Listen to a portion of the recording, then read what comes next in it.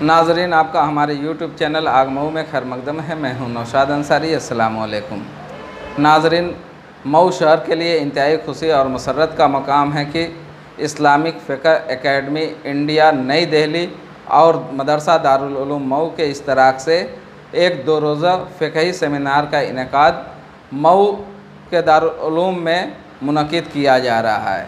سب سے خاص بات ہے کہ اس پروگرام کو اسلامک فقہ اکیڈمی نے مئو کی سرزمین پہ کرانے کے لیے اس لیے منتخب کیا کہ آپ کے ہی سرزمین کے دو ایسی شخصیات ہیں جنہوں نے حدیث اور قرآن کے بارے میں بہت ساری کتابیں لکھی ہیں، ریسرچ کیا ہے، جن میں سے ایک نام مولانا حبیب الرحمن الاعظمی، جنہیں محدث کبیر کے نام سے جانا اور پہچانا جاتا ہے۔ علمی دنیا میں ان کی اپنی ایک منفرد شناخت ہے۔ دوسرا نام ڈاکٹر محمد مصطفیٰ الاعظمی، جن کو پوری دنیا میں علم کے حدیث کے علم کے بارے میں جانا جاتا ہے۔ انہوں نے یہود و نصارہ کے ذریعے انگریزی زبان میں حدیث جو لکھی گئی اور اس میں ترمیم کی گئی، اس کا مطالعہ کیا اور مطالعہ کرنے کے بعد انگریزی زبان میں اسے رد کرنے کے بعد پھر حدیث لکھی۔ ایسی شخصیت کی سرزمین پر آج یہ فقہی سیمینار ہونے جا رہا ہے۔ اس کا موضوع بھی بڑا اہم ہے۔ اس پروگرام کا موضوع ہندوستان میں علم حدیث اور ممتاز ہندوستانی محدثین۔ اب آپ سمجھ سکتے ہیں کہ کتنا بڑا یہ پروگرام ہے۔ اپنی نوعیت کا یہ منفرد اور پہلا پروگرام ہے جو عالمی پیمانے پر ہی نہیں، بین الاقوامی پیمانے پر بھی اس کی بات گشت کرے گی، کیونکہ اس میں دور دراز کے جو علم کے ماہر حضرات ہیں، محدثین، ماہر فن حدیث اور علم حدیث سے جو شغف و استقبال رکھتے ہیں، وہ شرکت کرنے جا رہے ہیں۔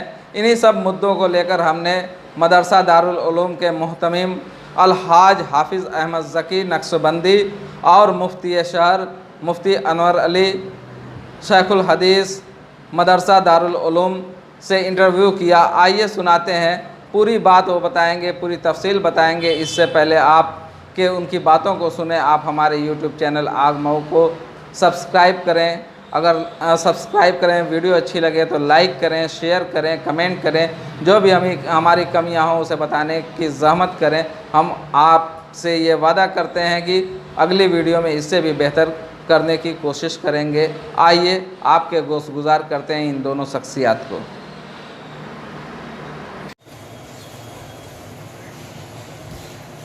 ہم لوگوں نے ایک پروگرام کی تیاری کی ہے اسلامک فقہ اکیڈمی آف انڈیا کے اشتراک سے، جو 19 اکتوبر کو یہاں گرین پیلس میں ہمارا پہلا اجلاس ہوگا، جس میں عنوان ہے ہندوستان میں علم حدیث اور ممتاز محدثین۔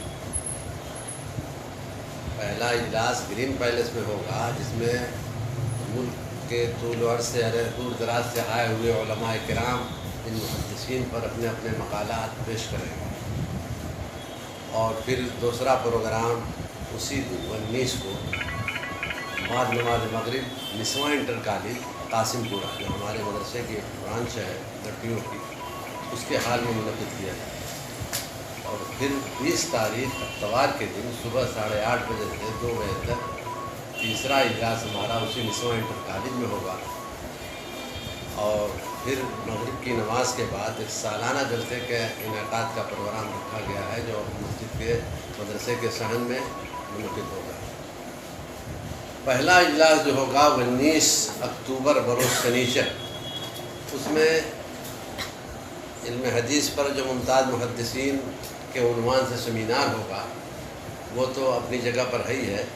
اس کے ساتھ ساتھ فتاوی دارالعلوم مئو، جو ہمارا ادارہ 125 سال سے زیادہ عرصہ ہو گیا اس کو قائم ہوئے، اور ابھی تک فتاوی طباعت کی صورت میں سامنے نہیں آ سکا تھا، لیکن الحمدللہ کہ علماء کرام کی محنتوں سے وہ بھی مکمل ہو گیا، اور اس کا اجرا بھی کیا جائے گا۔ اسی پروگرام میں ہم اس کا اجرا بھی کریں گے۔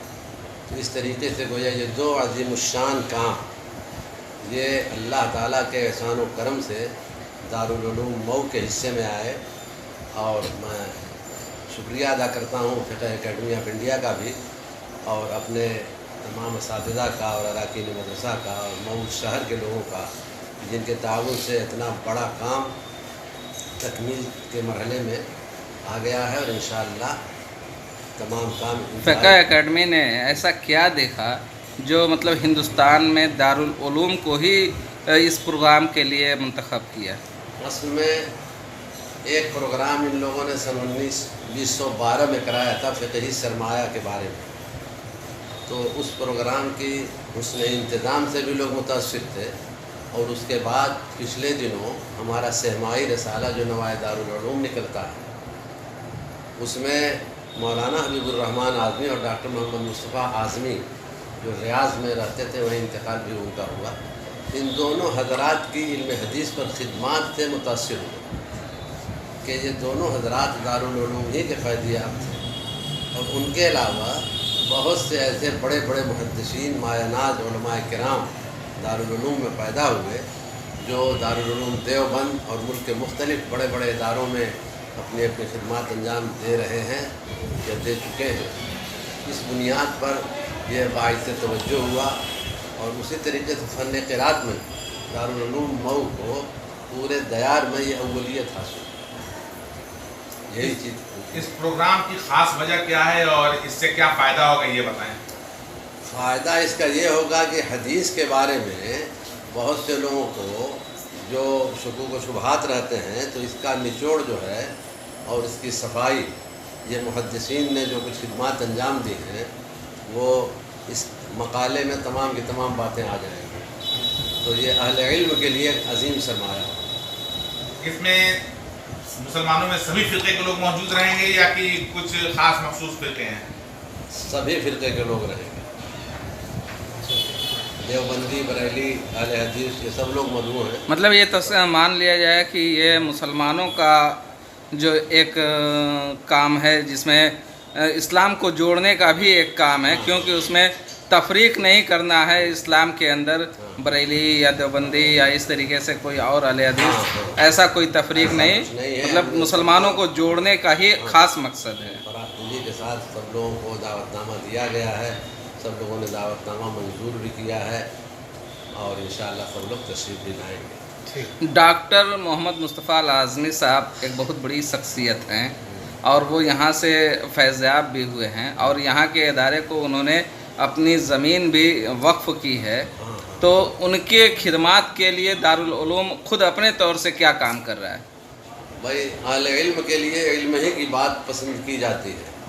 तो अब उन्होंने जो चीज़ दारुल उलूम को वक्फ़ किया, हम उनकी मंशा और मर्ज़ी के मुताबिक वहाँ तालीम का निसाब निज़ाम चला रहे हैं। ऐसा नहीं कि वो हुकूमत से मुतसादिम हो या कोई इससे हट के बात हो। उनका कहना सिर्फ ये था कि ये स्कूल जो रहेगा उसमें नई जदीद तालीम यानी कंप्यूटर वगैरह की तालीम का भी ज़रूर नज़्म किया जाए, अंग्रेज़ी का और हिसाब का इंतज़ाम किया जाए।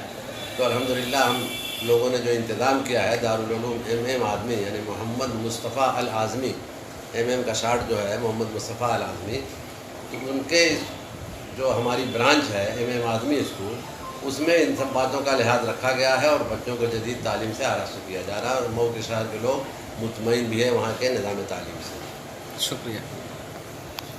मुफ्ती अनवर अली साहब, वो हम आपसे जानना चाहते हैं जो प्रोग्राम होने जा रहा है, ये किस तरह का प्रोग्राम है और क्या ऐसी खूबियाँ हैं? देखिए, इस प्रोग्राम में ख़ास बात यह है कि इस्लाम की दो बुनियाद है, एक अल्लाह की किताब कुरान पाक और दूसरी जो है रसूलुल्लाह सल्लल्लाहु अलैहि वसल्लम की हदीस। ये इस्लाम की दो बुनियादी चीज़ें हैं या इस्लाम के दो बुनियादी माक़द हैं। तो हदीस का जो इल्म है ये पहली सदी हिजरी में यानी आज के गोया 1350 साल पहले हिंदुस्तान में आ गया था। अल्लाह के रसूल सल्लल्लाहु अलैहि वसल्लम के साथ जो लोग थे उनको सहाबा कहते हैं। सहाबा किराम के बाद जो लोग थे उनको कहा जाता है ताबईन। तो ताबईन का एक गिरोह हिंदुस्तान में रसूलुल्लाह सल्लल्लाहु अलैहि वसल्लम की हदीसें लेकर के लोगों को सिखाने के लिए, सुनाने के लिए यहाँ गया था। अब उस ज़माने से लेकर के तकरीबन 1350 साल तक यहाँ काम होता रहा और बड़े पैमाने पर काम हुआ है। لیکن عام لوگوں کو ہندوستان میں محدثین نے کیا کام کیا ہے علماء کو بھی اور عوام کو بھی اس کی جانکاری نہیں ہے. تو یہ ایک بڑا سیمینار اس لیے کیا جا رہا ہے تاکہ لوگوں کے سامنے درمیان کی صدیوں میں جو کام ہوا ہے، بڑی بڑی کتابیں لکھی گئی ہیں، ان تمام کتابوں کا تعارف ہو جائے اور جو بڑے بڑے محدثین گزرے ہیں ان محدثین کے حالات لوگوں کے سامنے آ جائیں. جیسے ہندوستان کے بہت بڑے محدثین میں پرانے لوگوں میں شیخ علی متقی ہیں جو رہنے والے جونپور کے تھے، بعد میں چلے گئے برہانپور. اور اسی طرح سے ایک طاہر پٹنی ہے، بہت بڑے محدث ہیں، وہ گجرات کے رہنے والے ہیں. اور پھر علم حدیث جس زمانے میں دلی مرکز تھا اس زمانے میں دلی میں شاہ عبدالحق محدث دہلوی، مجدد الفسانی، شاہ ولی اللہ محدث دہلوی، ان حضرات نے اتنا بڑا کام کیا کہ اگر یہ لوگ اپنے زمانے میں دین کا کام نہ سنبھالتے، حدیث کی خدمت نہ کرتے تو ہندوستانی مسلمانوں کے لیے دین پر باقی رہنا مشکل تھا. پھر انگریزوں کی حکومت آ گئی. انگریزوں نے اپنے زمانے میں بہت سارے علماء کو پھانسیاں دی، کتنے لوگوں کو یہاں سے کالا پانی بھیج دیا. لیکن جو علماء بچ گئے ان علماء نے دیوبند کا مدرسہ قائم کیا، سہارنپور میں مدرسہ قائم کیا، مئو میں مدرسہ قائم کیا. اور ادھر 150 سال میں ہندوستان میں حدیث کا بڑے پیمانے پر کام ہوا ہے، بڑی بڑی کتابیں لکھی گئی. ہمارے اس علاقے میں جو خاص طریقے سے انصاری برادری کا علاقہ ہے، اس علاقے میں دارالعلوم مئو تقریباً 125 سال سے قائم ہے. اور یہاں حدیث کا بہت بڑے پیمانے پر کام ہوا ہے، جس میں 2 محدث تو عالمی پیمانے پر جانے جاتے ہیں، مولانا حبیب الرحمن اعظمی اور ڈاکٹر مصطفیٰ اعظمی. اور اس کے علاوہ بہت سے لوگ یہاں سے پڑھ کر یا یہاں پڑھا کر کے دیوبند چلے گئے اور کافی وہ لوگ بھی ان لوگوں نے شہرت کمائی. جیسے اس وقت دیوبند میں بہت بڑے عالم مانے جاتے ہیں مولانا قمر الدین صاحب، ابھی کچھ دنوں پہلے تھے مولانا عبدالحق صاحب. مولانا عبدالحق صاحب یہی جگدیش پور کے رہنے والے تھے، دارالعلوم میں شیخ الحدیث تھے. یہاں کے بعد دیوبند میں بھی جا کے وہ بخاری شریف پڑھاتے رہے. اس طرح سے ہمارے قریب میں مبارک پور ہے، وہاں بھی کئی بڑے بڑے محدث پیدا ہوئے. تو یہ علاقہ علم حدیث کا گڑھ ہے. قریب میں ہمارے پورا معروف ایک چھوٹا سا گاؤں ہے، پورا معروف میں تقریباً 10 ایسے لوگ ہیں جنہوں نے بخاری شریف ایک زمانے تک پڑھایا، آج بھی پڑھا رہے ہیں. اس طرح سے یہ علاقہ گویا علم حدیث کا گڑھ ہے. اور اسی بنا پر فقہ اکیڈمی کے لوگوں نے ہمارے اس علاقے کا اور ہمارے مدرسے کا انتخاب کیا ہے. اس پروگرام میں آپ کا کوئی چیف گیسٹ ہوگا، مہمان خصوصی ہوگا؟ ہمارے اس پروگرام میں آنے والے سبھی لوگ چیف گیسٹ ہیں، خاص طریقے پر فقہ اکیڈمی کے لوگ. دیوبند سے آنے والے مولانا نعمت اللہ صاحب جو ہماری اکیڈمی کے صدر ہیں وہ، اور تقریباً اس طرح کے خالد سیف اللہ رحمانی صاحب، مولانا عبداللہ اسدی صاحب، مولانا عتیق بستوی صاحب، اور جو بھی مہمان دور سے آ رہے ہیں وہ انتہائی ہمارے لیے قابل قدر ہیں. یہ سیمینار عالمی پیمانے پر ہو رہا ہے؟ ہندوستان کے پیمانے ہندوستان کے پیمانے پر ہو رہا ہے. یہ کتنے روز چلے گا؟ 2 دن چلے گا، 2 دن چلے گا. 19 اور 20 اکتوبر. ٹھیک. تو اس پروگرام میں آپ خاص طریقے سے مئو ہے اور اطراف کے لوگوں سے کچھ پیغام دینا چاہتے ہیں؟ اس پر یعنی ایک پیغام تو یہی ہے کہ لوگ جو ہے یعنی اپنے بچوں کو دین پڑھائیں. قرآن و حدیث سے ہمارے بچے آگاہ ہوں. جو لڑکے انجینئر بن رہے ہیں، ڈاکٹر بن رہے ہیں اور جدید تعلیم میں جا رہے ہیں، وہ بھی دین کی بنیادی تعلیم سے بے بہرہ نہ رہیں.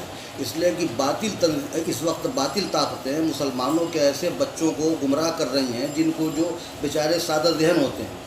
جیسے یہ گمراہی کا بہت بڑا کام کیا ہے یورپ کے مستشرقین نے، یہودیوں نے، عیسائیوں نے. حدیث کی کتابیں بھی لکھا ہے، قرآن پر بھی کتابیں لکھا ہے، مگر اس میں ایسے شوشے چھوڑ دیے ہیں کہ جو باقاعدہ دین کی بنیادی تعلیموں سے واقف نہیں ہوگا، ان کی کتابیں اگر پڑھے گا تو رسول اللہ صلی اللہ علیہ وسلم کی حدیثوں کے بارے میں شک میں مبتلا ہو جائے گا. اس لیے لوگوں کو یہ سمجھانا ہے کہ ہماری جو بنیادی چیزیں اس کو ہمارے بچے ضرور پڑھیں، پھر وہ انجینئر بنے، ڈاکٹر بنے، پھر ڈاکٹر صحیح راہ پہ لانا مقصد ہے اس سیمینار کا. بنیادی تعلیم یہ ہم کہہ رہے ہیں کہ ڈاکٹر محمد مصطفیٰ العظمی کی بڑی خدمات ہیں. بیشتر ان کی کتابیں جو ہیں یا تو عربی میں ہیں یا پھر انگلش میں ہیں.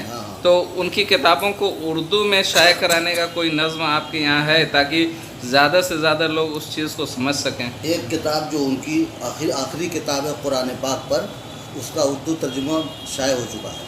اور بقیہ ان کے اوپر جو مقالات آ رہے ہیں ان مقالات میں 1 نمبر ہم لوگوں نے شائع کیا ہے پچھلے سال. اس میں بہت ساری ان کی کتابوں کی باتیں آ گئی ہیں اور کوشش کی جائے گی کہ ان کی زیادہ سے زیادہ باتیں سامنے آئیں.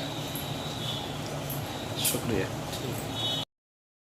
ناظرین، کیسا لگا ہمارا انٹرویو अगर हमारा इंटरव्यू पसंद आया हो तो इसे ज़रूर लाइक करें, कमेंट करें, शेयर करें और जो भी हमारी कमियां रही हों उसे ज़रूर बताने की कोशिश करें। इंशाअल्लाह रहमान हम इसे और बेहतर करने की कोशिश करेंगे, क्योंकि हम आप ही से हैं। आप जो हमें मशवरा देंगे उसी मशवरे के मुताबिक हम काम करेंगे।